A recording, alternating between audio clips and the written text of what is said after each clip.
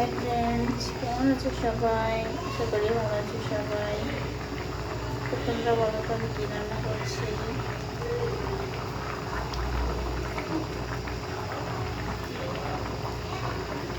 এটা হলো আমরা আর ডিম একসাথে রান্না করছি।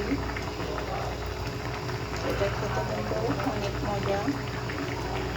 যেমন করে ভুনা করতে হয় ডিম, তেমনইভাবে রান্নাটা একটু সেদ্ধ করে ফেলে দেওয়া লাগে, নাহলে টকটা বেশি লাগে।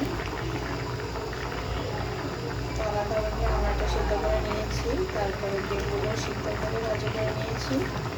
এখন এটা একসাথে মশলা দিয়ে কষিয়ে রান্না করছি। তো এখানে আমি কিন্তু গরুর দুধই ব্যবহার করেছি। এখানে নারকেলের দুধ দিলেও অনেক মজা লাগে। আমার কাছে এখন নারকেল নাই কোথায়, আমি গরুর দুধ দিয়েছি। এটা কিন্তু এখনো শেষ হয়নি, ঝোলটা একদম একটা মাখা করে নিয়ে তারপরে নামাবো। তো তোমরা কিন্তু বাসায় এভাবে ট্রাই করতে পারো, খেতে কিন্তু দুর্দান্ত হয়। তো এখানে আমি চিজ ভালো ইউজ করেছি, আমাদের যশোরের চুইঝাল।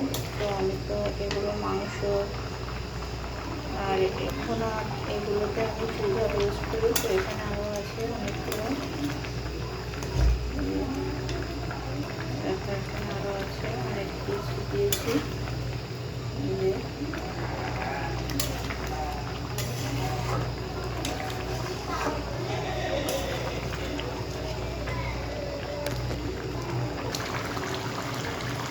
তো দেখো ঝোলটা কিন্তু আরও শুকিয়ে নিয়েছি।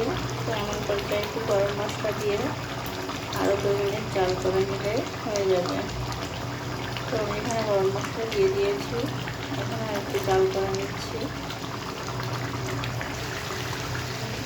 তো দেখো আমার রান্না কিন্তু কমপ্লিট। তো এটা এখন নামিয়ে নেব।